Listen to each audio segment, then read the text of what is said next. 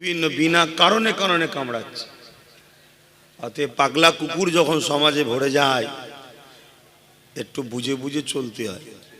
জোশ আনো, হুঁশ হারিয়ে নয়। আর এখন আমার ছোট ভাইটা সবসময় বিপদে পড়ছে, ওটা আমার জন্যই হচ্ছে, আমি ওকে না বলছি। সব কিছুকে প্রতিজ্ঞা করে, সব কিছুকে অপেক্ষা করে পিছুবার কোনো ব্যাপার নেই, ভয় খাবার কোনো ব্যাপার নেই, শুধু দুঃখের একটা ব্যাপার। আপনারা যদি কথাগুলো না শোনেন কষ্ট পাবো। তা আমাদের মুর্শিদ কেবলা যদি হতভাগা জালিম রাজা আকবরের বিরুদ্ধে প্রতিবাদ করার জন্য যদি 8 বছর জেল হয়, তা সেই ঘরের ছেলে 8 ঘন্টা থাকলে আমাদের অসুবিধা কিসের? আর কথাগুলো যদি আপনারা নেন, আলহামদুলিল্লাহ, আবার এই জমিনের গরিব হাসবে, এতিম সম্মান পাবে, বিধবা অধিকার পাবে। মুসলিম হোক, অমুসলিম হোক, আদিবাসী, সাঁওতাল, ব্যক্তি, যে কোনো ধর্মের মায়ের ইজ্জত লুট বন্ধ হবে। মায়েদেরকে খেলনা যে বানানোর চেষ্টা চলছে, কোনো বন্ধ হয়ে যাবে যদি আপনারা আমার কথাকে গুরুত্ব দিয়ে রাস্তায় চলেন। আমি চ্যালেঞ্জ দিচ্ছি, হতেই হবে। কেন আমি সেই ঘরের ছেলে যারা পৃথিবীকে সন্ত্রাস মুক্ত করেছে, যারা পৃথিবীকে অত্যাচারী মুক্ত করেছে, যারা পৃথিবী থেকে নেশা মুক্ত করেছে, যারা পৃথিবীর মেয়েগুলোকে জ্যান্ত কুঁতাহত বন্ধ করেছে, যারা পৃথিবীর কথা বলছে, এটা ছোট জায়গার কথা বলছি নি, জিনারা করেছেন, আমি সেই ঘরের ছেলে আপনাদের বলছি। ও আম্মা বিনিআমাতি রাব্বিকা ফাহাদ্দিস, আবার শুকরিয়া আদায় করছে আল্লাহ, অহংকার নয়, এটা আপনাদের বিশ্বাসের জন্য বলছি। এই পৃথিবীতে একদল মানবরূপী পশু আছে যারা মানুষই। আমার আগে কেউ ওয়াজ করছিলেন, আমি জানি না, বলছিল না আল্লাহ কখনো অর্থ দিয়ে পরীক্ষা নেয়, কখনো ক্ষমতা দিয়ে পরীক্ষা নেয়, কখনো ক্ষুধার্ত করে পরীক্ষা নেয়, কখনো অভাব দিয়ে পরীক্ষা নেয়। তা আল্লাহ তাদেরকে অনেক বড় বড় অর্থ দিয়েছে, সম্মান দিয়েছে, পদ দিয়েছে, পাওয়ার দিয়েছে। আর এই মানবরূপী পশুগুলো পাওয়ার পেয়ে, অর্থ পেয়ে আল্লাহর সৃষ্টিকেই জুলুম করে। আল্লাহর সৃষ্টির ওপরেও নিজেকে খোদা বানাতে চায়, আমি প্রভু হব তোদের। যেমন ফেরাউন বলেছিল, আমি তোদেরকে খেতে দিই, আমি তোদের রাজা, আজ থেকে আমি তোদের খোদা, আনা রব্বুকুমুল আলা, আমি তোদের বড় খোদা। ফেরাউন বলেছিল, জানেন না? এই খসলত আজকের দিনেও কিছু লোকেদের মধ্যে ঢুকছে। মানুষের বেটিগুলোকে বেটি মনে করে না, মা গুলোকে মা মনে করে না, নারীদের সম্মান দেয় না। যখন খুশি তাদেরকে ডেকে নিয়ে যে ভোগ করছে, জুলুম করছে, না গেলে স্বামীকে মারবে, পিটবে, অত্যাচার করবে, মানুষের জমি দখল করছে, মানুষকে মিথ্যা কেস দিচ্ছে, অত্যাচার করছে। এই জুলুমগুলোকে মিটাবার নাম হলো ইসলাম। জোরে বলুন সুবহানাল্লাহ। আমাদেরকে 200 বছর কম বেশি ধরে আমাদেরকে একটা প্ল্যান আমাদের ব্রেনে ঢুকানো হয়েছে। 200 বছর ধরে অন্যায় থেকে দেখার পরও প্রতিবাদ করো না, ফিরে চলে যাও, এই মেন্টালিটি তৈরি করার জন্য 200 বছর ধরে চেষ্টা হয়েছে। আমাদেরকে শুধু মসজিদ, মাদ্রাসা, দাঁড়ি টুপি, হজ, নামাজ, রোজা দেখিয়ে দিয়েছে, এইটুকুই ইসলাম, এটাকে ধরে বসে থাক, বাকি কিছু আর করতে হবে না। এটা আমাদের মেন্টালিটিতে তৈরি করে দেওয়া হয়েছে। 200 বছর কম বেশি ধরে এই প্ল্যান চলছে। অথচ মনে রাখবেন, আমার রসুল পৃথিবীতে এসেছিলেন কি কাজ করতে? আমার নবী পৃথিবীতে এসেছিলেন অত্যাচারী, জালিম, সন্ত্রাস, লুটেরা, চোর, বদমাইশ গুণের হাত থেকে অশান্ত পৃথিবীকে শান্ত করতে। আল্লাহর সৃষ্টিগুলোর ওপর যে জুলুম হচ্ছিল, ওই মজলুম মা, মজলুম বাপ, মজলুম বেটি, মজলুম বোন, মজলুম গরিবগুলোকে বাঁচাবার জন্য আল্লাহ আমার নবীকে দুনিয়ায় পাঠিয়েছিলেন। জোরে বলুন সুবহানাল্লাহ। আরো জোরে বলে। আল্লাহ নবী 11টা বছর ধরে পৃথিবীর অত্যাচারীদের হাত থেকে মজলুমকে বাঁচিয়েছে, পৃথিবীর অত্যাচারীদের হাত থেকে নারীদেরকে বাঁচিয়েছে, পৃথিবীর চোর, বদমাই, সন্ত্রাসদের হাতে মজলুম, অসহায়, গরিব, দিন দুঃখী মানুষগুলোকে বাঁচিয়েছে। আমার নবীর এই কর্মকাণ্ডে মানুষগুলো রাসূলুল্লাহ দিবানা হয়ে নবী পাকের পিছনে ঘুরেছে, নবী পাককে ভালোবেসেছে, নবী পাকের সাথ দিয়েছে। কথা বুঝে আসছে? এই 11 বছরে পৃথিবীর জঙ্গলগুলোকে পরিষ্কার করেছে। কিসের জঙ্গল? সন্ত্রাসী জঙ্গল, চুরির জঙ্গল, খুনের জঙ্গল, লুটের জঙ্গল, জেনার জঙ্গল, ব্যভিচারীর জঙ্গল, দাসত্ব প্রথার জঙ্গল, এসব ছিল, বন্ধ করেছে। পরিষ্কার যখন হয়ে গেছে, 11 বছর ধরে লেগেছে। তারপরে আল্লাহ আমার নবীকে বলেছেন, বন্ধু আসেন আমার কাছে আসেন। নবী মেরাজে গেলেন, যাবার পর আল্লাহ বললেন, বন্ধু জঙ্গল তো পরিষ্কার হয়ে গেছে, আপনার ভালোবাসা মানুষদের কাছে নামাজ লিজান, রোজা লিজান, এবারে লিজান এগুলো। কিছু মাথায় ঢুকছে? তাহলে ইসলাম কাকে বলে? জঙ্গল তৈরি করার নাম, পরিষ্কার করার নাম। কথা বলুন। সেই জঙ্গল পরিষ্কার করতে গিয়ে বাপ, আমি পীরের আওলাদ, আমি নবী বংশের ছেলে, আমি করবনি বাবা, আমার গায়ে কাদা লাগবে, আমার গায়ে নোংরা লাগবে, এসব ভাবলে হবে না। রাসূলুল্লাহ থেকে বড় নাকি আমরা? হ্যাঁ। আবার সেই নবীর বাগানে আবার ছোট ছোট জঙ্গল গাছ তৈরি হচ্ছে, বীজ ফল তৈরি হচ্ছে, বীজ গাছ গলাচ্ছে, আবার সন্ত্রাস তৈরি হচ্ছে, আবার গুন্ডা তৈরি হচ্ছে, আবার চোর তৈরি হচ্ছে, আবার দুর্নীতিবাজ তৈরি হচ্ছে, আবার চিনিংবাজ তৈরি হচ্ছে, আবার প্রতারণাকারী তৈরি হচ্ছে, আবার গরিবদেরকে লুটবে এমন মানুষ তৈরি হচ্ছে, আবার অসহায়ীদের উপরে অত্যাচার শুরু হয়েছে, আবার নারীদের দেহকে শোষণ করা হচ্ছে, আবার মা বোনেদের উপরে জুলুম অত্যাচারে স্টিল লোরান নেমে গেছে। এ মোস্তফা জানে রহমতের উম্মত, তোমার আমার উচিত হবে আবার নিজেদের জান মাল দিয়ে এই জঙ্গলকে পরিষ্কার করে আল্লাহর সৃষ্টিকে হাসাতে হবে। জোরে বলুন সুবহানাল্লাহ, আরো জোরে বলুন সুবহানাল্লাহ। তাতে সকালে জেলে ঢুকলে, বিকালে বেরোলে, পরের দিন আবার ঢুকতে হবে, আবার বেরোতে হবে, আবার ঢুকতে হবে, আবার বেরোতে হবে। পিছ পা হবার জায়গা নেই। জায়গা আছে নাকি? এটা আমাদের কাজ, আমাদের কাজ এটা। আদিবাসীর মেয়েকে, হিন্দুর মেয়ে কি খ্রিস্টানের মেয়ে দেখা আমাদের কাজ নয়। মায়ের জাত বিপদে পড়েছে, তার পাশে দাঁড়িয়ে তার হয়ে লড়াইটার নাম ইসলাম।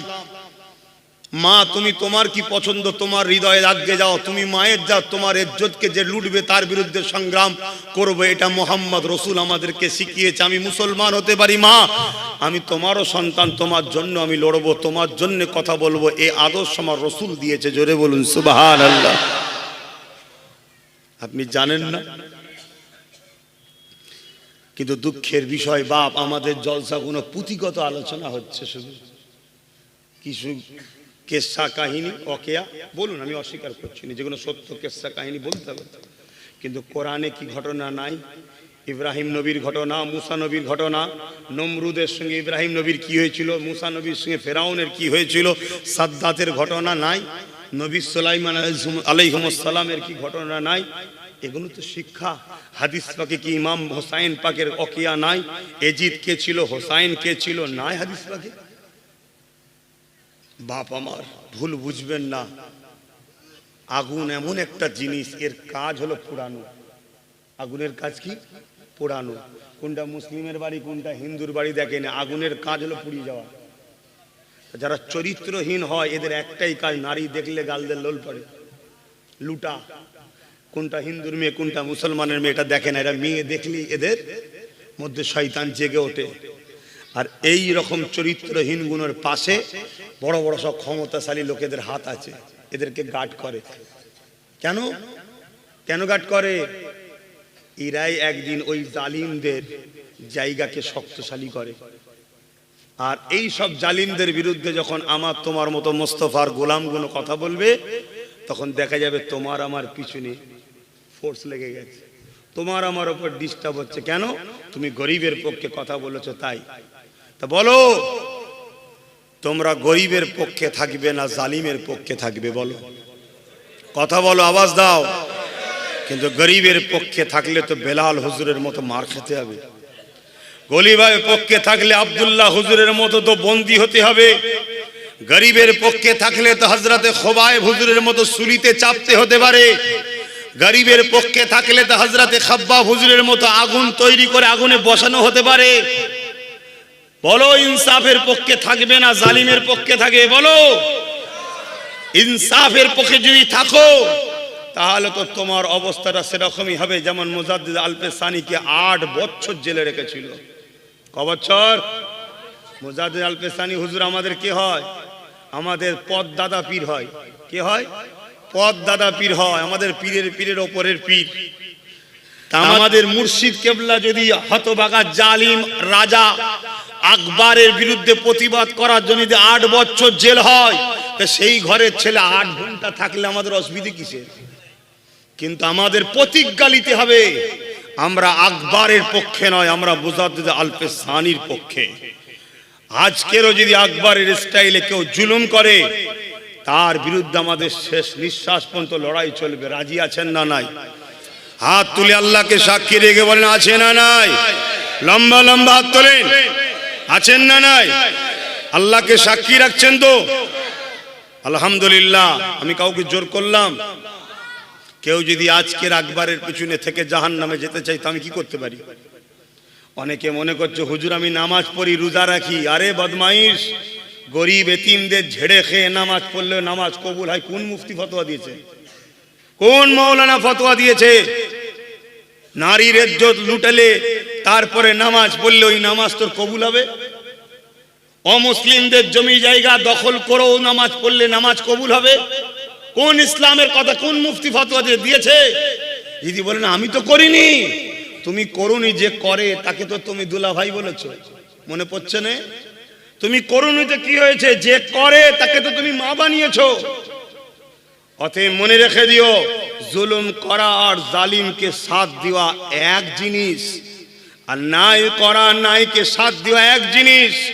তাই নবী বললেন যারা জালিমের পক্ষে জালিমদের সাথে জাহান্নামে, যারা মজলুমের পক্ষে ইনসাফের পক্ষে তারা তাদের সাথে জান্নাতে। জোরে বলুন সুবহানাল্লাহ। তোমার আল্লাহ বিবেক দিয়েছে, বুদ্ধি দিয়েছে। কি চিচি করছে বলছে বন্ধ করো। তোমার আল্লাহ বিবেক দিয়েছে, বুদ্ধি দিয়েছে। তুমি মানুষ, তুমি আশরাফুল মখলুকাত। তোমার জ্ঞান করতে হবে, ভাবতে হবে, চিন্তা করতে হবে সমাজে কি হচ্ছে।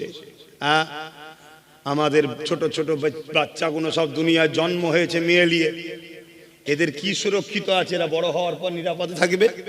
বলো, বাপ হয়ে বলো যে আমার বেটিটা বড় হয়ে স্কুলে যাবে ঠিকই, আমার বেটিটা রক্তাক্ত অবস্থায় লাশ ফিরে আসবে না, কোনো গ্যারান্টি আছে? এটা পরিবেশ নয়, এটা জানোয়ার অসভ্যদের সময় হয়ে গেছে। এই পরিবেশকে মানুষের পরিবেশ তৈরি করতে গেলে মুস্তাফার গোলামদের ঘরে সব থেকে বড় ভূমিকা নিতে হবে। কেন আমরাই পারি। যখন এই দেশে ব্রিটিশরা অত্যাচার করেছিল, জুলুম করেছিল, মোজাদ এই ভারতবর্ষে হযরতে আব্দুল আজিজ মুহাদ্দিস দেহলভী রহমাতুল্লাহ আলাইহি যেদিন আওয়াজ তুললেন দিল্লি থেকে, এই ব্রিটিশদের বিরুদ্ধে লড়াই করা ফরজ করতে হবে, কেন ব্রিটিশ আমার ভারতকে লুটছে, ব্রিটিশ আমার ভারতের বেটিদের ইজ্জত লুটছে। মুসলমান বলেছে না ভারতীয়? কথা বলেন। ব্রিটিশ কি শুধু মুসলমানদের জুলুম করত? ব্রিটিশ আমার দেশের সম্পদকে লুটছে, অতএব এদের বিরুদ্ধে লড়তে হবে। লড়াটা ফরজ হয়ে গেছে। তখন কিন্তু ব্রিটিশের পা কেঁপে গিয়েছিল। কেন? ব্রিটিশ জানে এরা মুস্তাফার গোলাম, এরা মাতৃভূমিকে ভালোবাসে আল্লাহর খুশির জন্য। জোরে বলুন সুবহানাল্লাহ। কেউ পয়সার জন্য পাহারা দেয়, কেউ পয়সার জন্য লড়াই করে, কেউ মাইনে পাওয়ার জন্য কাজ করে। আর ওলামারা যখন লড়াই করে মনে রাখবেন ওটা পয়সার জন্য করে না। আমার রসুল বলেছে মাতৃভূমিকে ভালোবাসা, এটা আমি নবী, আমার সুন্নাত। নবী নিজের মাতৃভূমি মক্কাকে ভালোবেসেছে। অতএব দেশকে ভালোবাসুন, দেশকে প্যার করুন, অন্যায়কে মিটান, জুলুমকে খতম করুন, এতিমের পাশে দাঁড়ান, বিধবার পাশে দাঁড়ান, অসহায়ের পাশে দাঁড়ান, মায়ের জাত, বেটির জাত, নারীর জাতেদের পাশে দাঁড়ান। সে যে কোনো ধর্মের সঙ্গে তার সম্পর্ক তার দিলের ব্যাপার, তার মালিকের কাছে সে জবাব দেবে, আমার দেখার দরকার নেই। সে আমাদের মতো একটা বেটি, মা, মানুষ। সে আমাদের ঘরে যেমন মা আছে, তারও ভাইটারও সেও মা। এই হকের পক্ষে দাঁড়াবার নাম ইসলাম। ইসলাম বললে, ইসলাম প্রচার করলে সেদিন যেমন জালিম সন্ত্রাস আবু জেহেলের কষ্ট হয়েছিল, আজকে তাদের উত্তরসূরি চেলাদের কষ্ট হয়। তাহলে কি ইসলাম বন্ধ করে দেবেন নাকি? প্রচার বন্ধ হবে? ইসলাম কি বলবো বলো? হুজুর নামাজের কথা বলেন না, নামাজ পড়লে গুনাহ না, না পড়লে গুনাহ, এ তো সবাই জানে। এরপরও ছেলেরা নামাজ পড়ছে না কেন? এর জন্য বাপ মা দোষী। কিসের দোষ বাপ মার?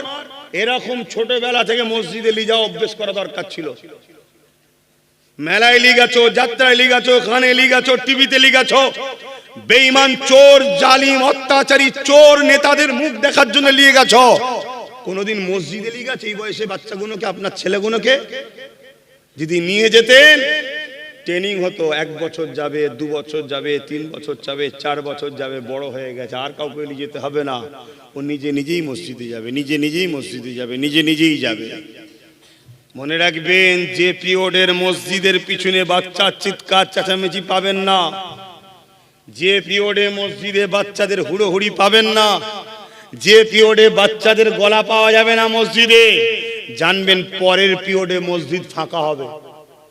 এখনো যদি বাঁচতে চান বাচ্চাগুলোকে মসজিদে নিয়ে যান, ওরা মসজিদে গিয়ে চিৎকার চেঁচামেচি, খেলাধুলা, গড়াগড়ি করবে, আপনার পিঠে উঠবে, ডিঙাবে, যা খুশি করুক, এদের গুনাহ নেই। যেদিন থেকে এদের জ্ঞান বিবেক বুদ্ধি হবে সেদিন থেকে গুনালিকা শুরু হবে। কথা মাথায় ঢুকছে? অভ্যাস করুন ভাই আমার, অভ্যাস করুন। আমাদের কাজ হলো কি, নামাজের কিভাবে কবুল হবে সেই শিক্ষাটা দেওয়া হলো আমাদের কাজ।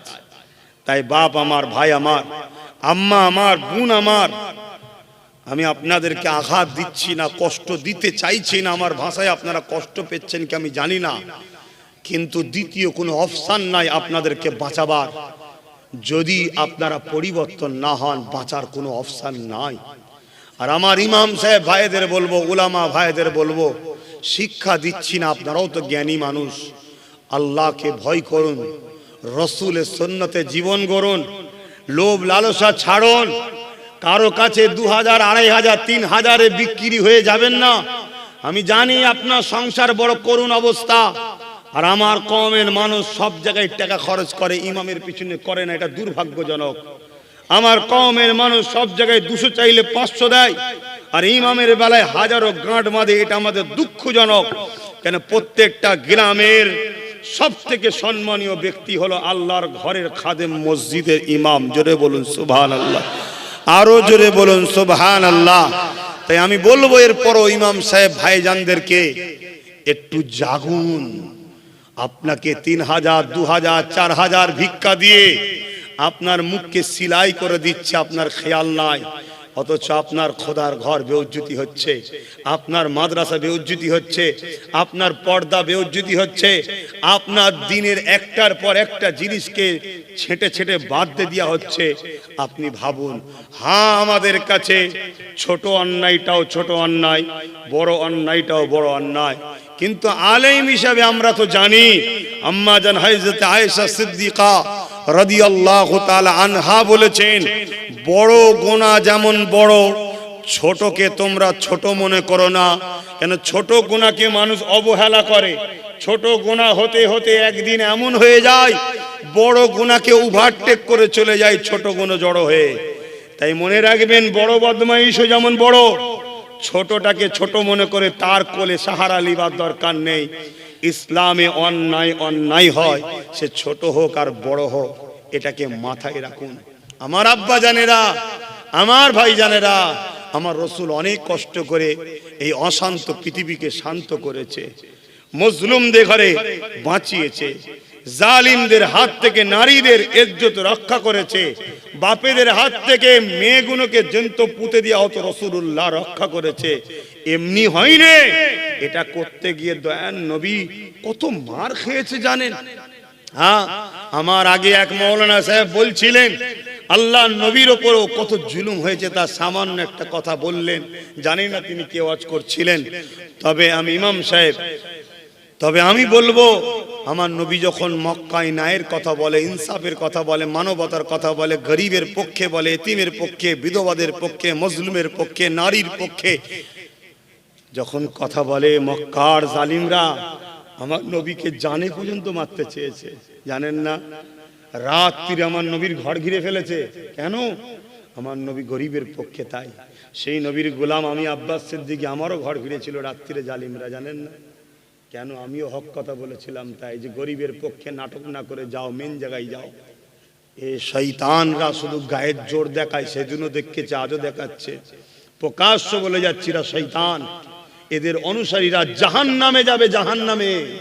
যদি কোরআনকে মিথ্যা মনে করেন তাহলে আব্বাস সিদ্দিকী মিথ্যা বলছে, আর কোরআন যদি সত্য হয়, তুমি কোথায় বাস করছো আমার দেখার দরকার নেই, কোন দেশে করছো আমার দেখার দরকার নেই। তোমার আমার শিক্ষা নেওয়া দরকার আবু জেহেলের সেই পাথর থেকে। আবু জেহেলের হাতে পাথর ছিল জানেন না? আল্লাহর নবীকে এসে বলেছিল, মোহাম্মদ আমার হাতে কি আছে বলো সাল্লাল্লাহু আলাইহি সাল্লাম। আমার রসুল হাতের দিকে তাকিয়ে বললেন, আবু জেহেল তোমার হাতে কি আছে আমি বলবো, না তোমার হাতে যে আছে সে বলবে আমি কে? আবু জেহেল দেখলো, আরে মোহাম্মদ সাল্লাল্লাহু আলাইহি সাল্লাম প্রশ্নকে বড় জটিল করে দিল। আমার হাতে যে আছে সে তো পাথর, আবু জেহেল জানে, সে কি আর কথা বলতে পারে? শয়তানের মতো চিন্তা, তো মাথা মুটা হলে মাথা মুটার মতো চিন্তা হয়। আবু জেহেল জানে না সামনে কে দাঁড়িয়ে আছে। পাথর কেন?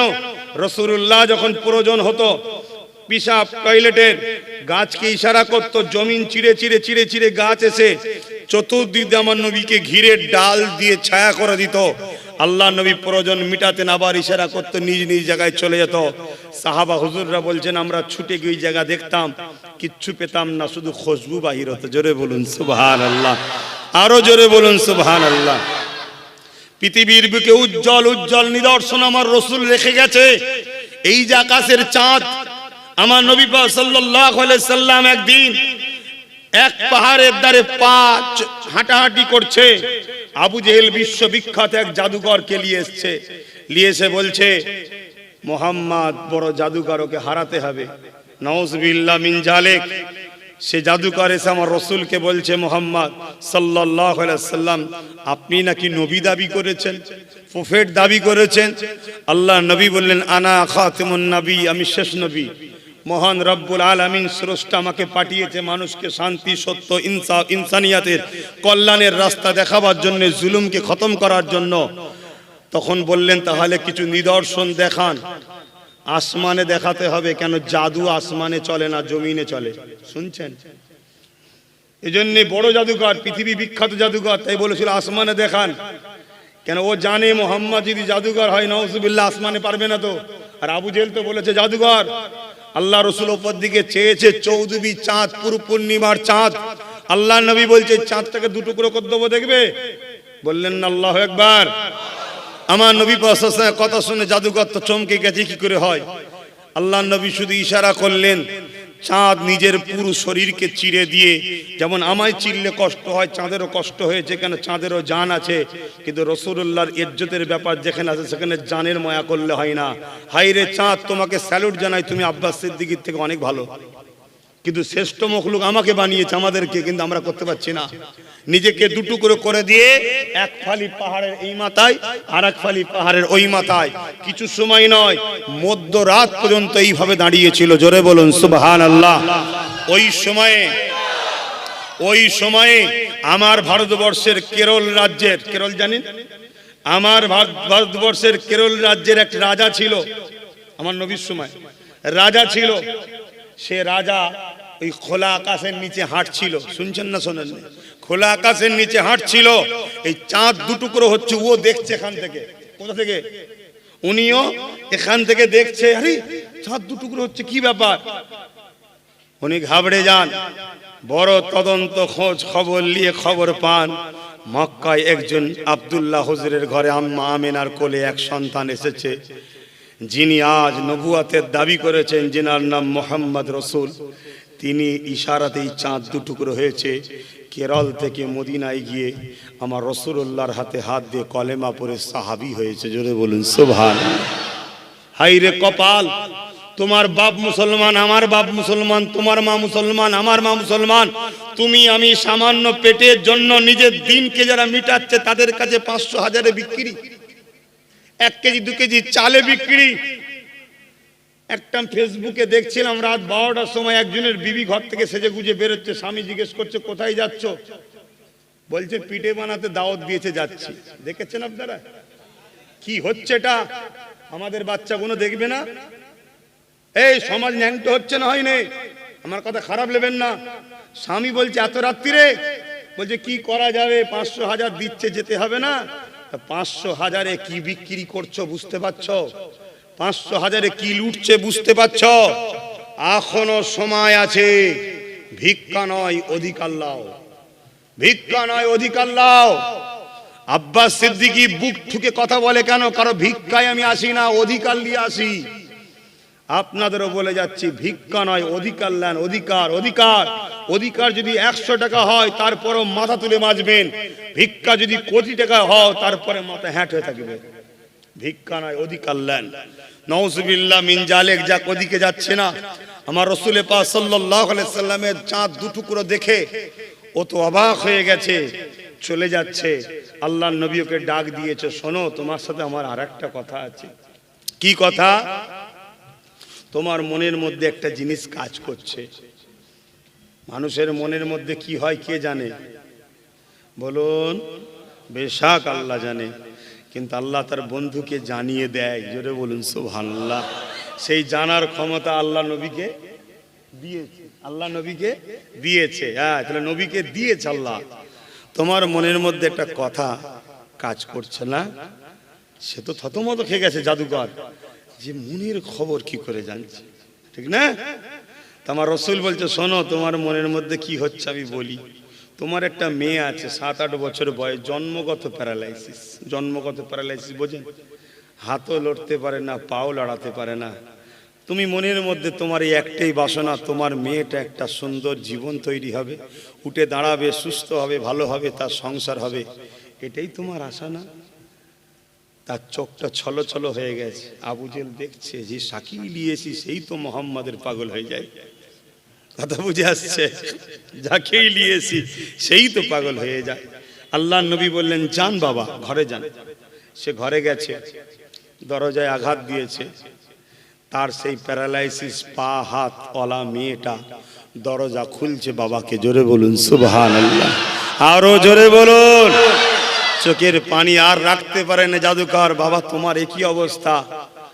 মেয়ে বর্ণনা দিতে লেগেছে, এরকম চেহারা, এরকম চেহারা, এরকম ব্যক্তি, যিনার চুলটা বাবড়ি আছে, চেহারাটা চাঁদের থেকেও সুন্দর, নূর চমকাচ্ছে। আমাকে গত রাত এসে বলল, মা তুমি উঠে দাঁড়াও না।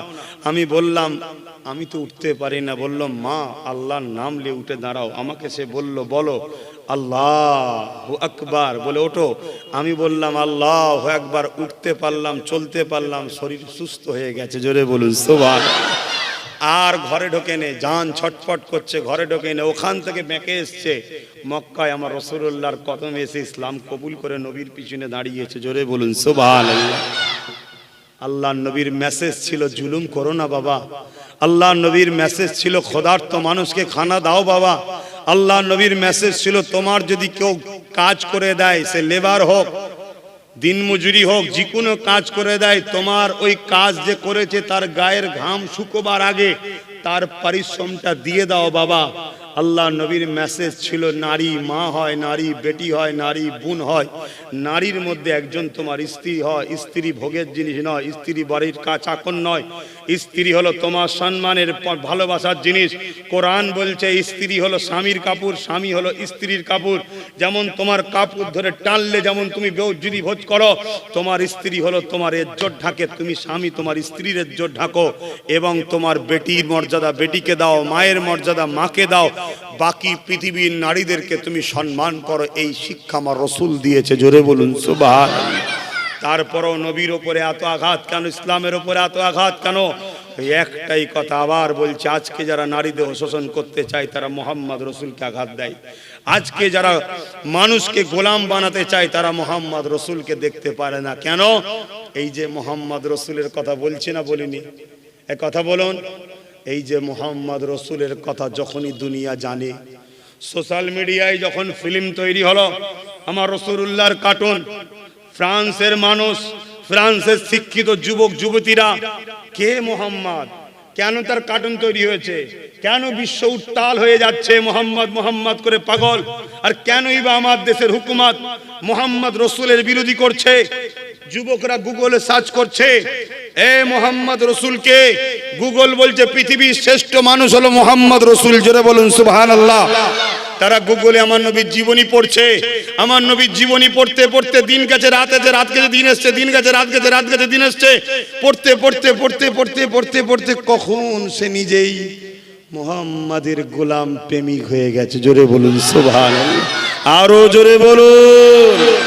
আর আমরা আমাদের ছেলেগুলোকে কি বানাচ্ছি? হ্যাঁ, আমরা নিজেরা কি হচ্ছি, সামান্য ভিক্ষার জন্য গরিবের ঘর লুটছি, কার ঘরে আগুন ধরাচ্ছি, কার নামে মিথ্যা কেস করছি, কার জমি দখল করছি, কাকে হুমকি দিচ্ছি, তুমি যদি কেস না তুলে লাও তোমার রাত্রিরে বেটিকে তুললে চলে যাবো। এটা মুসলমানের আদর্শ, এটা মোহাম্মদ রসুলের আদর্শ। আর এইরকম সমাজে দু চারটে মুসলিম নামধারী আমার ঘরে জন্ম হয়ে গেছে, আর তাদেরকে জালিমরা অর্থ দেয়, পয়সা দেয়, বোম বন্দুক সব দেয় নিজের জায়গা শক্ত করার জন্য। আর সে বদমাইশ যখন ধরা পড়ে যায়, পুরো মুসলিম কওমকে একদল মিডিয়া গাল দেয়। এই গাল দেয় না, দেয় না? আমার ইসলামকে গাল দেয় না, দেয় না?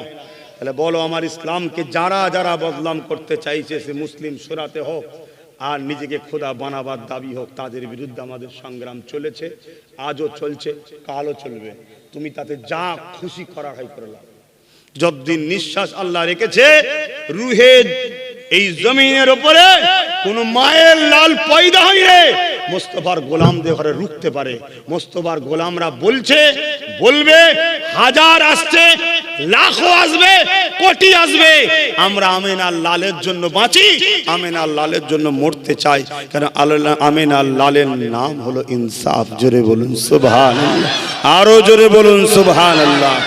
কিন্তু আমার কওমের দাবি করে, মুসলিম দাবি করে, যদি কেউ লুটেরা হয়, গাদ্দার হয়, চোর হয়, চিটিংবাজ হয়, জালিম হয়, অত্যাচারিত হয়, আমরা তার জন্য ইসলাম বদলাম হবে কেন? ওই জালিমের বিরুদ্ধে আমাদেরও লড়াইয়ের দরকার আছে না নাই? কথা বলেন, আপনাদের অসুবিধা হচ্ছে? আমি কাউকে ধরে বসে রেখেছি নাকি? আপনারা যদি মনে করেন পিঠ ফিরিয়ে চলে যাওয়া দরকার, যেতে পারেন। আল্লাহকে সাক্ষী রেখে বলছি, যার কুদরতি হাতে আব্বাস সিদ্দিকীর জান আছে, আল্লাহ যদি আমি জলসার পাওড়া করে মিষ্টি মিষ্টি কথা বলে থাকি, তুমি আমার জবানকে বন্ধ করে দাও।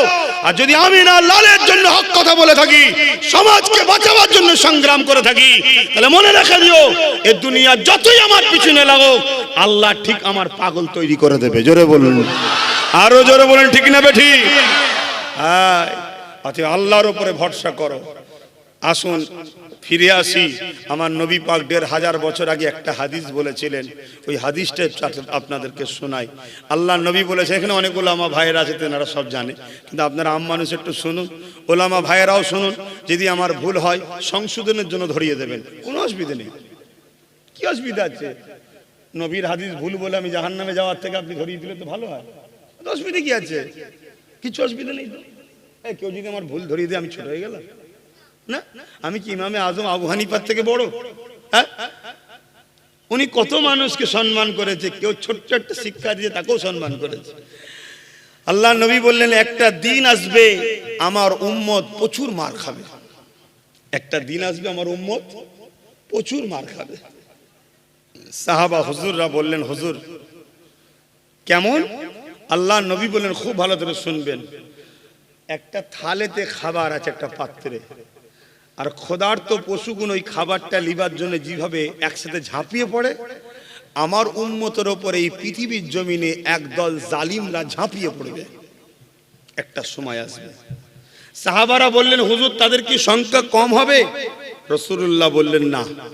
তাহলে কেন ঝাঁপাবে? আল্লাহ নবী বললেন, তাদের মধ্যে দুটো খসলত ঢুকে যাবে। কটা খসলত? দুটো। একটা হলো তারা আল্লাহকে ভয় করা ছেড়ে দিয়ে দুনিয়াকে ভয় করবে, মৃত্যুকে ভয় করবে, এই একটা। আর দ্বিতীয় হলো তারা লুবি হয়ে যাবে।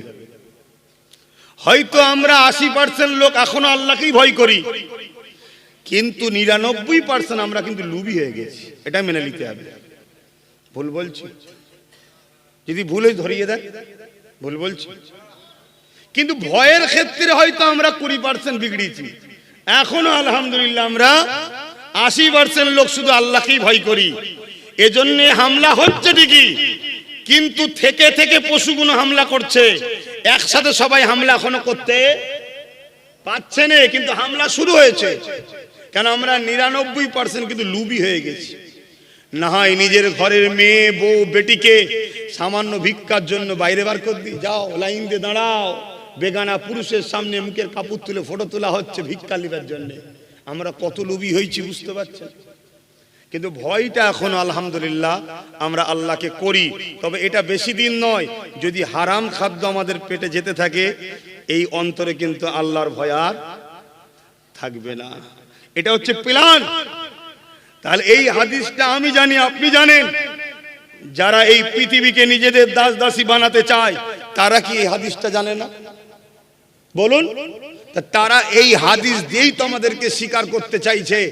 আমাদের হুজুর কিনছে, আমাদের মুফতি কিনছে, আমাদের মৌলানা কিনছে, আমাদের ইমাম কিনছে, আমাদের মুফতি মৌলানা আলেমকে কিনছে।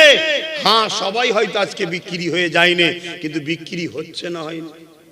এটা আওয়াজ দেন না কেন? তারা জানে এদেরকে লুবি না বানাতে পারলে হবে না। আমাদের মা বেটি বাপ ভাইকে ভিক্ষা দিয়ে কিনছে, তারা জানে এরা রুবি না হলে হবে না। আর একটা জিনিস আমাদের মধ্যে ভয় ঢুকাতে চাইছে। অলরেডি ভয় ঢুকছে না, ঢোকেনি। কেউ আমাদেরকে খুন করছে আর ভিডিও করে ছড়াচ্ছে, কেউ আবার বলছে বেশি বাড়াবাড়ি করুনি, ওরা চলে আসলে তোমাদেরকে খুন করবে। দুদিক দিয়ে ভয় দেখানো হচ্ছে না, হয়নি? মাথায় ঢুকছে নবীর হাদিসকে কিভাবে আমাদের মধ্যে বাস্তবে ঢুকাতে চাইছে, বুঝতে পারছে? অতএব এই দুটো জিনিস দিল থেকে বার করুন। আমি আবার বলে যাচ্ছি, এই পৃথিবীতে এতিম হাসবে, বিধবা সাহারা পাবে, ইনসাফ হবে, নারীর রেপ বন্ধ হবে, নেশা বন্ধ হবে, অত্যাচার বন্ধ হবে। এই সমাজ আবার ফলে মূলে সুসজ্জিত হয়ে উঠবে। নাই দেখুন তো গত মাসে যে সবজি পাওয়া যেত বাজারে, আজকে আস্তে আস্তে খাদ্য হ্রাস হচ্ছে না, হয়নি? কটা সবজির নাম জানেন বলেন তো? আর আগেকার সময় এখানে 100 বছর বয়স কি 90 বছর বয়স জিজ্ঞেস করুন, কত কি সবজি, কত কিছু ফল দেখেছে। বাজারে আর পাওয়া যায়? সব আস্তে আস্তে চলে যাচ্ছে, আল্লাহ তুলে নিচ্ছে। সেদিন বেশি দিন নাই, টাকালে কি করবে? খরা যদি খোদা দিয়ে দেয় না, টাকা চিবিয়ে খাবে। রেজেকের মালিক আল্লাহ। আল্লাহকে ভয় করো, আল্লাহকে ভয় করো। লোভ করো না, মেহনত করো, পারিশ্রমিক লাও। দালালি নয়, মেহনত করো, পারিশ্রমিক লাও। আল্লাহকে ভয় করলে লাভও আছে। লাভ আছে না? নাই? এই কথা বলছেন না কেন?